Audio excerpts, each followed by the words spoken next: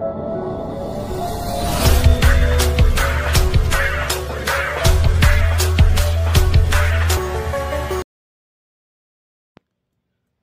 guys, magandang umaga po. Ito na naman po inyong lingkod si DIY KKB para balik tanaw tayo sa nakaraan. So ipakikita ko po sa inyo yung pinagkakaguluhan ng araw na PDAP o Priority Development Acceleration Fund sa panahon po ni former President Benigno Aquino Jr. So tapos ngayong panahon naman ni Ferdinand Bongbong Marcos Jr., pareho silang junior, na ito namang confidential fund. So, balik tanawin muna natin yung PDAP na tinatawag o yung pork barrel scam. Tunghayan po natin guys, para lubos nating maunawaan kung ano-ano yung mga pinagkakaguluhan ngayon na confidential fund. Doon muna tayo sa PDAP. So, ngayon guys, napanood nyo na kung saan napupunta yung PDAP. So, dadagdagan pa natin yung kaalaman natin tungkol dito sa PDAP. So, yun nga po, nagreklamo ang taong bayan dahil napakalaki po ng PDAP nung araw. Kung gaano kalaki yung PDAP nung araw, hinihiling to ng mga politiko na magkaroon sila ng pork barrel kung tawagin yan guys, nung araw. So, ngayon parang lumalabas confidential fund naman. Pero mamaya na natin i-discuss yun. Dito muna tayo sa pork barrel sa PDAP kung tinatawag nila. Nauna nang sinabi ni Pangulong Noynoy Aquino na hindi siya pabor na buwagin ang Priority Development Assistance Fund o PDAP na mas kilala sa tawag na pork barrel. Pero kahapon, nabigla ang buong bansa sa kanyang anunsyong i-abolish na ito. Narito ang report. Panahon na po upang i-abolish ang PDAP. Ito ang naging pahayag ni Pangulong Noynoy Aquino kahapon. Kasunod ng panawagan ng marami na tanggalin na ang Priority Development Assistance Fund o PDAP na mas kilala sa tawag na pork barrel. Ayon sa Pangulo, titiyakin ng kanyang administrasyon na bawat sektor at mamamayan ay maakuha ng patas na bahagi ng national budget. Babaguhin daw ng pantunan sa paglabas ng budget para sa mga proyekto. Lilimitahan din daw ang mga ito. Ngayon, bubuo tayo ng bagong mekanismo upang matugunan ang pangangailangan ng inyong mga mamamayan at sektor sa paraang tapat, gamit ang tama at makatwirang proseso at ang may sapat na makalasag laban sa pang-aabuso at katiwalian. Wala na raw ngayon ang dating paglalaan sa budget na tig 17 million pesos kada kongresista at 200 million pesos kada senador para sa kanilang mga proyekto. Kailangan itong idaan sa proseso ng pagbubuo ng budget. Ihimayin ang bawat linya, bawat piso, bawat proyekto, gaya ng lahat ng iba pang mga programa ng inyong pamahalaan. Lilimitahan raw ang pagpipili ang proyekto ng mga mambabatas para mapigil ang katiwalian. Bawal na ang mga soft project tulad ng pagbili ng abono, gamot at dredging. Bawal na rin padaan ng pondo sa non-government organization o NGOs. Lilimitahan na lang sa distrito ng mababatas ang kanyang hinihinging proyekto. Magkakaroon ng bidding at titiyaking masusubaybayan kung paano ginastos ang pera. Bubuuin na po ang mga GOCC na ito at iba pang tulad nila na paulit-ulit na ginagamit sa kuntsabahan at parang wala namang ibang silbi kundi ang maging instrumento ng katiwalian. Nag-involve raw ang Pangulo sa natuklasan ng Commission on Audit o COA sa kung paano naabuso ang paggamit ng PDAP ng mga mambabatas. Pananagutin daw ang mga umabuso at mapawiin ang nalustay na pera. Kumuha ka na mali, magbabayad ka. Sina Department of Budget and Management Secretary Florencio Abad, Senate President Franklin Drilon at House Speaker Feliciano Belmonte ang inatasan ng Pangulong gumawa ng bagong mekanismo. 20 senador naman ang pabor na buwagin ng PDAP. Nauna nang naghain ng panukala sina Senador Alan Peter Cayetano at Senator Chis Escudero para ito'y buwagin. Nais naman ni Senador Juan Ponce Enrile na tanggalin ito ng buo. Sangayon rin dito si Senador Bong Revilla na isa sa mga isinasangkot sa umano'y 10 billion pesos pork barrel scam na pakana umano ng tinutugis na si Janet Lim Napoles. Dito lamang Hulyo, dahan-dahang pagtatanggal ng pork barrel allocation ang ipinanukala naman ni Senadora Miriam Defensor Santiago. Pabor din sa Senadora sina Senator Sani Angara at Gringo Honasa. Ganyan Pero naman ayon sa pagka na-explain nabubuking sa na yung national budget, korupsyon hindi tuluyang mawawala ang pondong tulad ng pork barrel. Maghuhugas kamay na Bawal po tayo. yung pangalan. But it's still the same. It is just itemized pork. Halimbawa, dati lechon, gawin mong asado, o gawin mong cocktail. Ang gagawin natin, susundan natin yung sistema sa United States na may pork barrel na line item. Pero pork barrel din yon. Ang mangyayari dyan is yung mga malalakas ay na mga legislators, etc., mapapasok nila ang kanilang gusto. Dagdag pa ni Monson, hindi na rin daw bago ang ilang panukala ng Pangulo sa paghihigpit sa pagpatupad ng proyekto ng mga mambabatas. The real culprit is the executive and the legislature in giant conspiracy to take advantage of that pork barrel for their own personal gain. Lahat That's naman po may plunder, legalized. personal Ilang oras gain. matapos ang press con ng Pangulo, ganito ang eksena.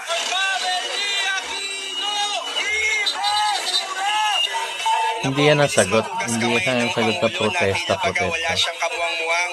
Yung 25 billion po na pidap Hindi ng mga sagot yan. congressman at senador, napakaliit po niyan kumpara doon sa pork barrel mismo ng Pangulong Aquino.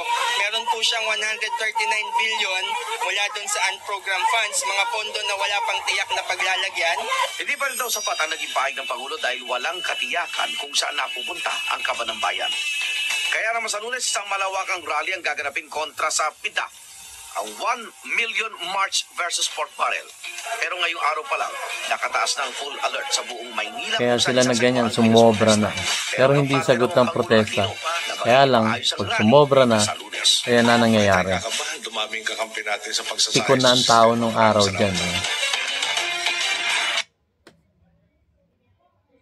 Yun nga guys. So, ang nangyari noon sa PIDAP, napasa ngayon dito sa ating butihing Pangulong Rodrigo Roa Duterte kasi natapos na ang term ni si Benigno Noynoy Aquino Jr. na pinatanggal nga niya yung PIDAP, pero patuloy pa rin palang may PIDAP hanggang sa umupo itong ating butihing Pangulo rin na si Rodrigo Roa Duterte. At pakinggan natin kasi marami nang lumabas ng mga kaso-kaso eh. So, one of these days yung confidential fund baka ganun din ang mangyari. Hindi malayo. Kasi parehas pera yan eh. Pera yan guys eh. So, pakinggan natin tong ating itong ating presidential speaker nun. Itong si Well, I think it's something that should be investigated. This is information which for the first time was revealed by Janet Lim Napoles. yan. And I think the Constitution in providing for Kung accountability naalala of niyo si public Janet Lim officers Napoles. is the legal basis for the relevant government agency to conduct an investigation. Kumanta na I to would eh. hope that the Ombudsman on its own would conduct its probe, and I think the DOJ also on its own should also conduct its own probe. Based on this claim. Based on the Yung statement, maglalagay ang Janet Lim Napoles is senador the central figure in this o camp. politiko Let her speak. And ng I'm sure budget, that in wala addition naman to what pala she yung has to budget say, na yun. she would have Imbestigahan mo. physical evidence to back up. Wala yung institusyon na pinaglagakan nila ng pera. Because the palace just wanted limited to Senator Trilon. Because if I remember correctly, marami pang names that cropped up earlier but haven't been investigated. No, we want the whole truth and nothing but the truth to come out of this PIDAF scam. Yun. Diba, guys? Million, hindi 39 Ayan, konting background lang tayo sa kaso sa Senado ng PIDAP. Tumas naman siguro nung siya nakausap mo. Yun nga po ang ino-offer nila, 250 to 300, depende sa computation daw nila. Kasi gusto nilang paalisin yung mga witnesses dito sa Pilipinas. Kaya nagbiro pa nga po ako sa kanila na nung sinasabi nila na 250 to 300, nagbiro pa nga ako na baka umabot pa kayo ng 400 dyan. Just to drive the point na hindi pwedeng ayusin, no? To discourage them. At sinasabi nga po ng mga lawyers ni Mrs. Napoles at saka siya mismo na meron daw silang recording of that incident na nag-extort ako. Kaya noon ko pa ho challenge sila na kung meron talaga silang recording, ilabas, i-play, para pati rin po ako ay marinig ko. Thank you. Attorney Baligot. Ginang Napoles, lipat na po ako ng panibagong punto. Nasabi po nyo sa lahat ng interview ninyo, ang pera nyo ay galing sa coal at real estate business ninyo sa Indonesia. Kinakumpirma nyo po ba yan? Sinagot nyo rin yung kanina kay Senator Santiago. Opo, Your Honor. At abogado nyo po si Attorney Villa doon sa coal business na yan? Ganun po ba yan? Hindi. Hindi po. Yung doon sa ibang business lang po namin, sa air. Sabi nyo rin po kanina sa amin na yung coal business na yun ay since 1990s pa. Tama po? Yung sa asawa ko, tsaka yung kanegosyo niyo po sa Indonesia. Pero yung tinatag po namin na Sir Bago lang. Ang kanegosyo po ninyo sa Indonesia ay si Engineer Syafrullah Ismail. Siya po ba yun? Opo. Ang spelling po ay Syafrullah. Syafrullah? Opo. Ismail ay Smael. Tama po? Opo. At nung in-interview po kayo at buong pamilya ninyo ni Ms. Corina Sanchez, nandun po siya, hindi po ba? At pinatotohanan niyang may negosyo po kayo itong matagal na. Opo. Sabi niya po, 10 million kada shipment ang pinapadala ninyo sa China galing Indonesia kada buwan. Sila na asawa ko sa kumpanya po sa Indonesia. $10 million po ang nasabi ninyo. 60-40 po kayo, 40% kayo, 60% kay Engineer Syafrullah. Opo. Doon po galing ang kayamanan ninyo dahil matagal na po yan, di po ba? Opo. Yan po ang sinasabi ninyo. Sabi rin niyo po kanina, may carbon credits pa kayo sa Amerika. Opo. Galing po yan doon sa coal mining nyo sa Indonesia? Hindi po. Saan po? Sa States, yung mga foreigner tsaka yung mga lawyer nakakaalam. Kasi po ma'am, sa pagkakaalam ko, hindi po signatory ang Amerika sa Kyoto Protocol na nagtalaga ng carbon credits. Sa katunayan, wala pong carbon credits na binebenta sa Amerika. Opo, doon lang po ginawa yung yung corporation siya yung may idea. Tapos dinala po namin sa Asia. Kaya nga in-introduce namin guys, sa Philippines po. refresher lang po ito kung saan pumutok yung PDAP scam. Kung paano na booking. Doon lamang tinayo yung kumpanya. Opo. Pero binebenta sa Dito, si Sir. Kayo Sa mga, Asia. opo. Binebenta po sa Asia.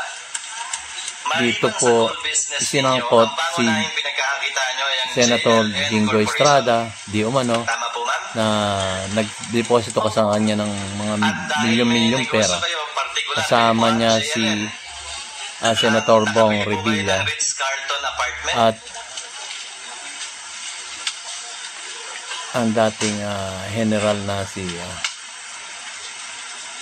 Ma'am, nakabili po kayo ng Ritz-Carlton apartment among others. Sinabi niyo rin po yun sa Pakinggan mo interview niyo natin. sa Inquirer na inyo po yun. Opo. Ayon sa records po ng SEC, noong 2012, nalugi po kayo ng 343,000 pesos.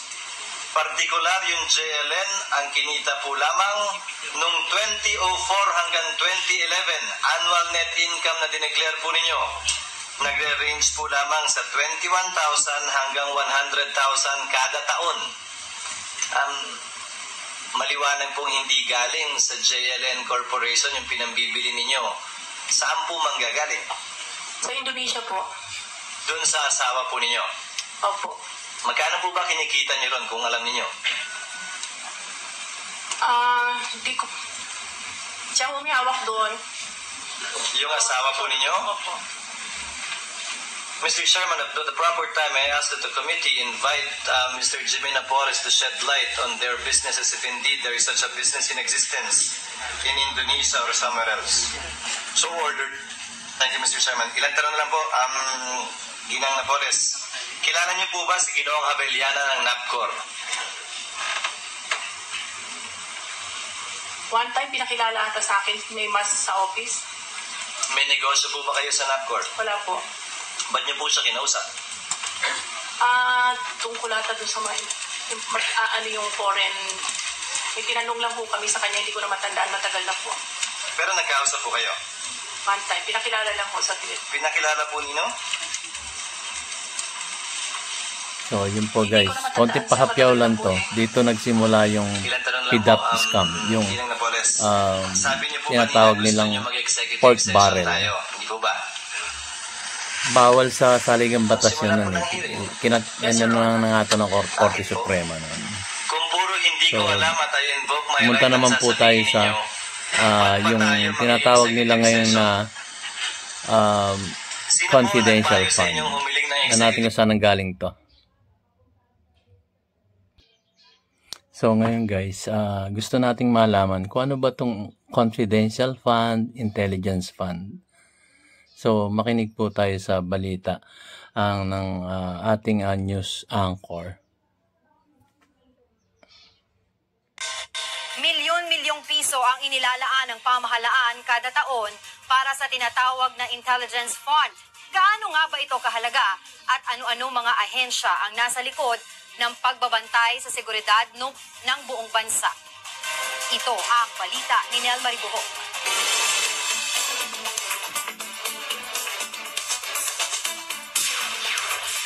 Kabi-kabilang insidente ng krimen at mga kaguluhan ang napapabalita sa iba't ibang panig ng Pilipinas.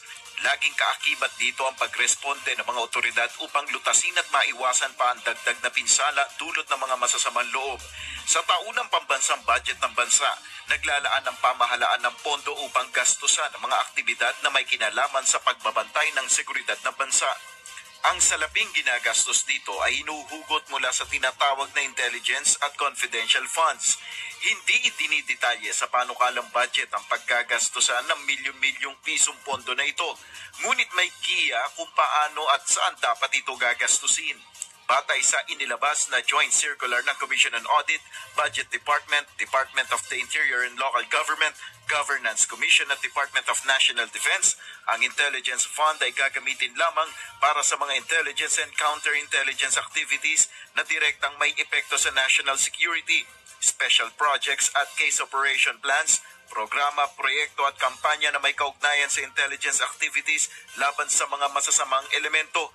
Kabilang na dito ang maagang pagtukoy sa mga nakaambang planong panggugulo ng ilang grupo tulad ng mga terorista. Halos lahat ng institusyon ng pamahalaan ay may tinatawag na intelligence fund. Pangunahing mayroon nito ang Philippine National Police at Armed Forces of the Philippines. Mayroon ding inilaan na intelligence fund para sa Office of the President na nagkakahalaga sa 2019 proposed budget ng 1.25 billion pesos. Sa ilalim ng Office of the President, may mga unit na nagtatrabaho para sa intelligence gathering.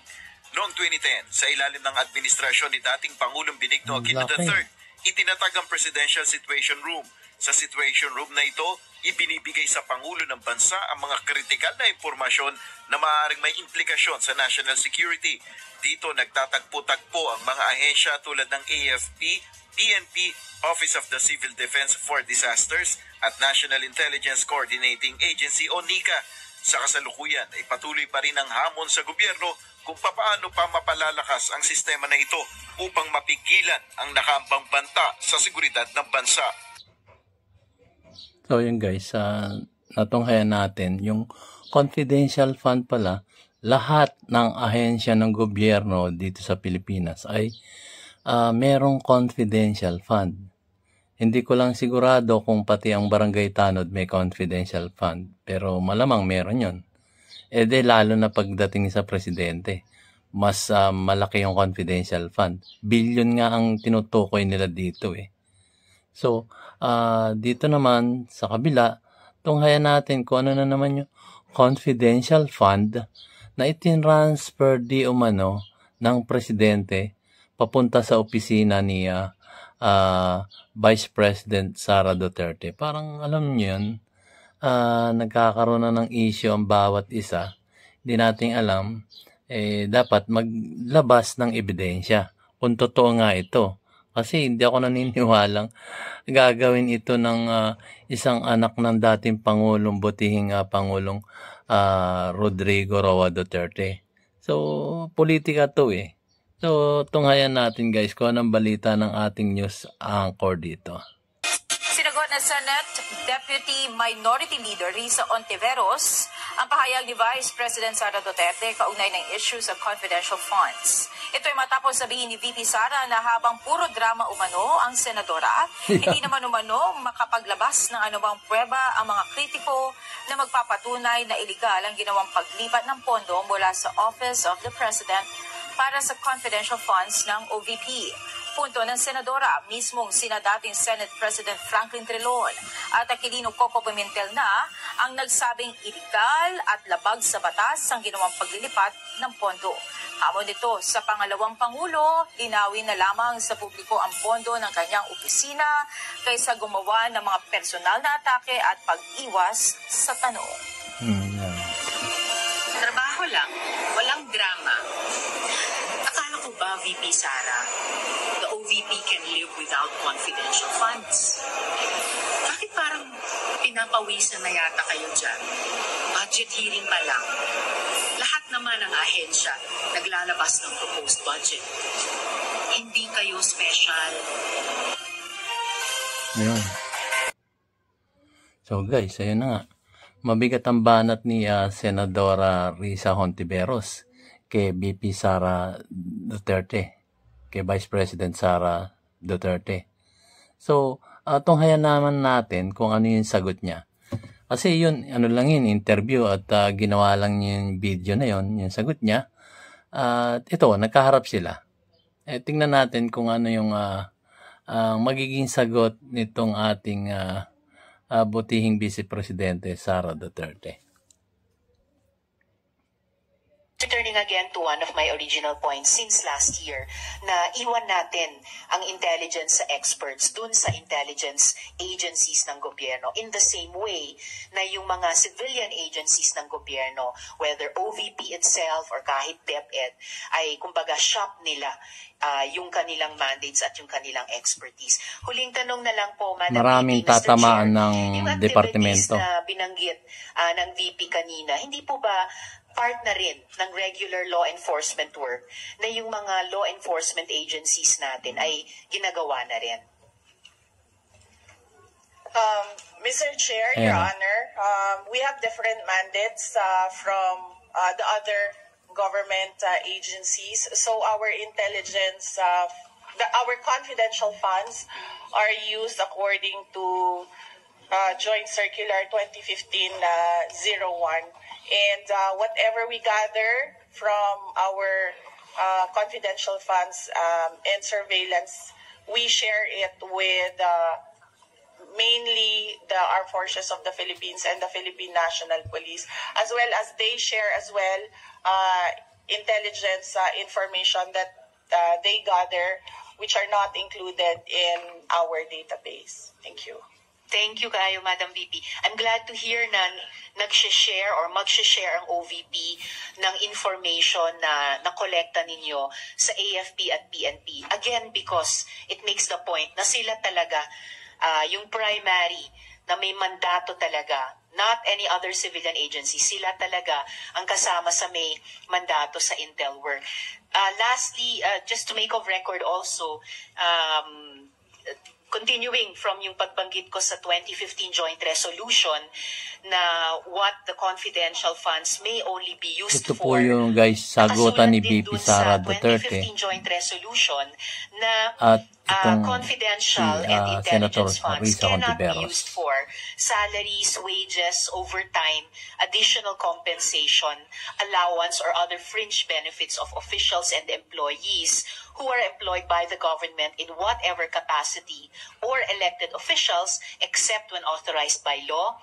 Confi and Intel funds cannot be used for representation, consultancy fees, or entertainment expenses or construction or acquisition of buildings or housing structures. So, dagang salamat, Madam VP. Maraming salamat, Mr. Chair. I'll pursue in plenary periods of interpellation and amendments. One of my main subjects of debate with the OVP kailangan yung sumagot si Confi and OVP. Intel funds Di must makatiis yan. properly lodge talaga dun sa ibang line items ng opisina mismo o sa mga intelligence agencies talaga ng ating gobyerno na ginagawa itong mga mandates nito even for the civilian agencies and offices and departments like the OVP. Salamat, Mr. Thank you very Chair. much, Deputy At salamat kay Minority Minority Leader sa and additional Vice Chair Risa. Mr. Risa. Chair. Yan. Yes, yes, Vice Sasagot yan. Mr. Chair, Your Honor, the Office of the Vice President can only propose the use of confidential funds based on Joint Circular 2015-01, but we leave it to the decision and discretion of the members of Congress who has the power of the purse to decide whether to grant confidential funds to our office. We can only propose, but we are not insisting. We can live without confidential funds. But of course, our work will be much easier if we have the flexibility of confidential funds in monitoring the safe, secure, and successful implementations of the programs, projects, and activities of the Office of the Vice Siyempre, President. sasagot din si Risa dyan. Mr. Chair. Oh. Yes, thank you kayo to Madam VP and to Mr. Chair. And for sure, Congress will continue to exercise that power of the purse, both para suportahan yung mandates ng OVP, lalo na sa mga line item programs, activities, and projects, and also properly allocate yung Confi and Intel funds, lalo na sa mga Intel agencies ng gobyerno. Salamat, Mr. Chair. Thank you, Vice Chair Senator Risa. Does Congress still have the power of the purse? I'm not so sure. But anyway, that's a separate debate. Guys, ito naman parting to. Nagbatuan sila ng kritisismo sa bawat isa. Si Senator Risa Hontiveros at si Vice President Sara Duterte. So, ayun nga. Pansinin nyo guys, kung sino yung may nagbabasa, kakapraso lang yung sasabihin, tapos babasahin mo pa. Hindi na kailangan yung sasabihin mo sa media, yung nasa puso mo. Hindi yung babasahin mo pa. So, tunghayan po natin, guys. Nagpapatutsadahan pa rin sina Vice President Sara Duterte at Senadora Risa Hontiveros.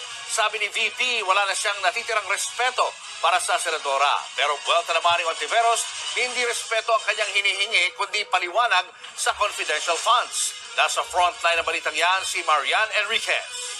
Nagpaliwanag na sa Senado. Umiinit ang sagutan ni na Vice President Sara Duterte versus Senator Risa Hontiveros at Congresswoman Franz Castro.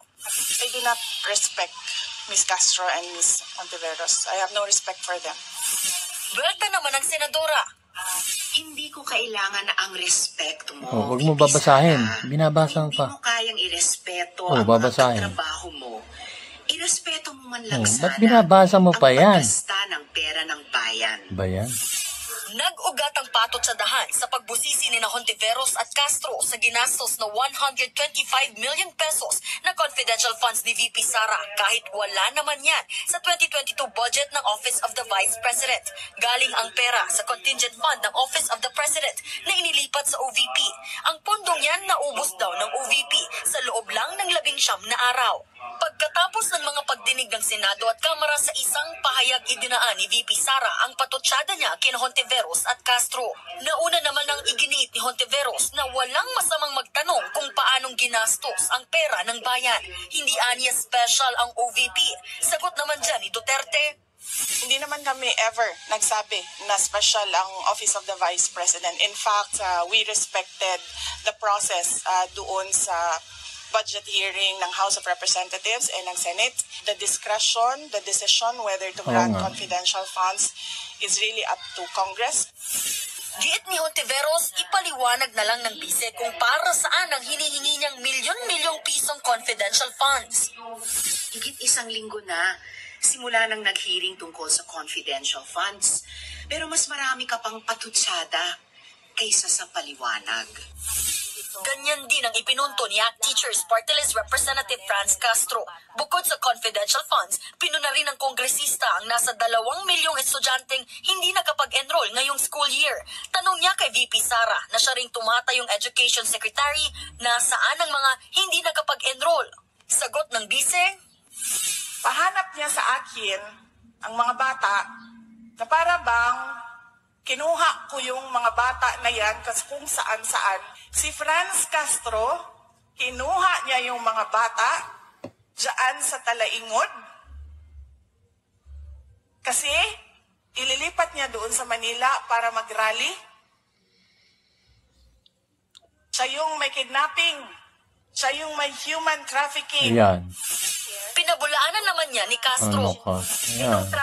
Gusto niyong paliwanag kung saan ang confidential fund ginagamit. Sa inyo pala. Ba't siyang mamersonal? Kasi ang sinatanong ko lang naman, saan niya ba dinala yung confidential Sa inyong araw. Sa susunod na linggo, isasalang na sa plenary debates ang panukalang budget para sa 2024. Ayon sa House Appropriations Committee, hindi ginalaw ang hiling na kabuang 650 million pesos na confidential funds ng OVP at DepEd. Nagbabalita mula sa frontline. So guys, medyo maraming nalilito. So ano ba yung meaning ng confidential fund? So himay-himay natin guys kasi medyo mahirap anuhan eh. Maraming tanong sa Senado pero tayo yung umalam. Ano ba yung confidential fund? Simulan natin sa word na confidential. Language.Foundation's Video Dictionary, helping you achieve understanding. Following our free educational materials, you learn English in a great way with efficiency. Meaning of confidential. Of information, given in confidence or in secret. Yun. This arrangement must be kept confidential.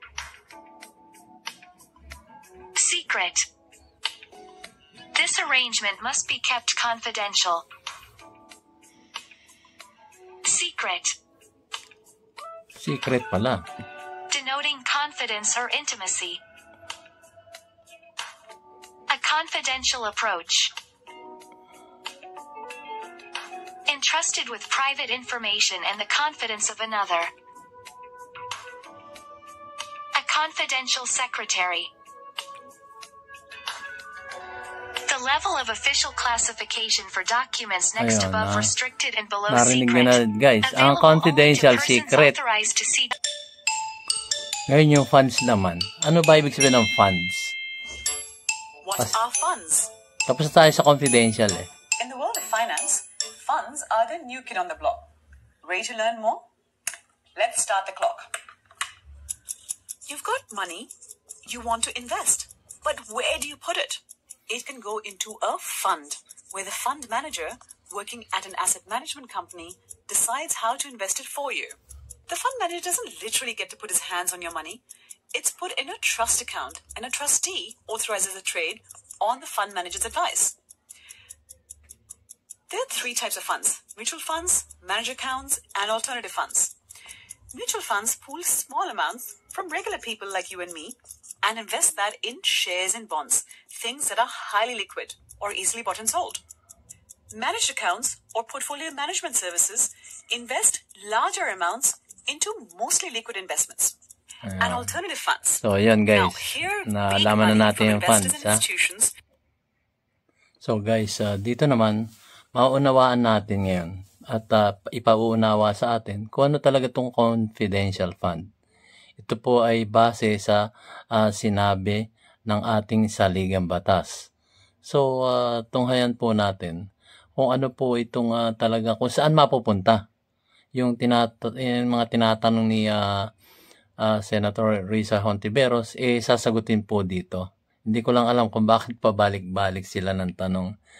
Kung gusto lang tanggalin na yung confidential fund, gumawa sila ng batas na mag-aalis sa confidential fund. Kagaya nung nauna nating video, yung tungkol sa PDAP o pork barrel, hindi ba? Tinanggal nila yung batas na wala na talagang PDAP. nawala yon dahil talaga namang wala sa batas yung FIDAP eh. So, ganito rin sa confidential fund. Sila yung mambabata sila. So, gumawa sila ng batas na wala ng confidential fund. Ganun lang kasimple. At kung may nakita silang paglabag dun sa circular ng pagtanggap ng confidential fund, eh kasuhan na nila. Kasuhan na nila kagaya ito yung sinasabi nila kay VP Sara Duterte na illegal. Bakit hindi sila magreklamo sa husgado at kanilang kasuhan yung mga nagkakamali sa paggamit ng confidential fund? Pero hindi eh. Ano na to eh, parang sa akin palagay ha, na nagiging trial by publicity. So, kung ako kay Senator Risa Hontiveros, wala na yung tanong ganun. Ikaso agad nila. Di ba guys? Tama ako o tama talaga ako? Eto, tunghayan natin yung sagot. Ulitin natin guys. Dumami ang mga ahensya ng gobyerno na humihingi ng confidential funds para sa taong 2024. Kaugnay naman sa usaping yan, binanatan ni Vice President at Education Secretary Sara Duterte ang ilang mambabatas na kumwestiyon sa confidential funds ng Office of the Vice President noong 2022. Narito ang special report ni Rafi Tima. So right now, we can have it... Mainit ang sagutan ni Vice President Sara Duterte at Opposition Senator Risa Hontiveros sa issue ng confidential funds ng Office of the Vice President noong taong 2022. Illegal daw kasi ang paglipat ng 221 million peso confidential funds mula sa Office of the President patungo sa Vice President. Sa pahayag ni Duterte, pinatutsadahan niya ang anyay madramang si Hontiveros na gusto raw palabasin na nakuha ng illegal ng OVP ang 2022 confidential funds nito. Talaga pero illegal, di ba? Pero palabas na patunay ang mga ito para suportahan ang anyay marumi nilang imahinasyon. Sagot niya ni Hontiveros. Trabaho lang, walang drama. Yan, Hindi ko kailangan mag-wish na na-access ng opisina niya ng illegal ang confidential funds. Dalawang former Senate President na kung may nakita kayo, kasuhan nyo, di ba? Ilabas niya ebidensya. Mula OP to OVP ay illegal at unconstitutional. Binanatan din ni Duterte si Party List Representative Franz Castro dahil sa mga batikos nito sa 2022 confidential funds ng OVP. You took out words doon sa batas and you interpret it this way. Yan. Sabi nila, huwag niyo na basahin yung tatlong words dyan. Basta makinig lang kayo sa interpretation namin. Yan ang ginagawa ni Franz Castro. Ayan. Ayun. At ng buong Makabayan Block. Diba? Kasi alam nila hindi tayo maka-Duterte pero may punto siya eh. Basahin niyo yung batas. Para hanapin yung koneksyon nila sa mga NPA. Nauna nang sinabi ni Representative Castro na pawang katotohanan ang binabanggit nila tungkol sa confidential fund ng OVP. Karapatan daw ng publikong malaman kung paano ginastos ng OVP ang 125 million pesos sa loob lang ng 19 na araw. Pero para saan nga ba ang confidential funds na yan? Ayan ang interpretasyon. Circular number 2015-01 Pakinggan nyo guys. Ang confidential fund ay pondo ng mga civilian government agencies para sa kanilang surveillance activity na susuporta sa kanilang mandato. Iba ito sa intelligence funds na pondo naman para sa pagkalap ng intelligence information ng mga uniformed military personnel at intelligence practitioners na may direktang epekto sa pambansang seguridad. Ngayong taon, 10 bilyong piso ang kabuuang budget para sa confidential at intelligence funds ng iba't ibang ahensya ng pamahalaan. Para sa susunod na taon, ganito rin kalaki ang hinihingi. Pinakamalaki ang sa Office of the President na nasa 2.25 billion pesos ang hinihinging confidential funds. Bukod pa sa 2.31 billion pesos na intelligence fund. Pero base sa datos na nakalat ng GMA Integrated News Research, dumami na ang mga civilian agencies na humihingi ng confidential funds. Mula sa 21 ahensya noong 2016, naabuso na. 23 agencies na ang humihingi nito sa 2024 budget. Doon sa ating nakaraan, ang confidential funds nga ay parang nilalaan lang sa Office of the President.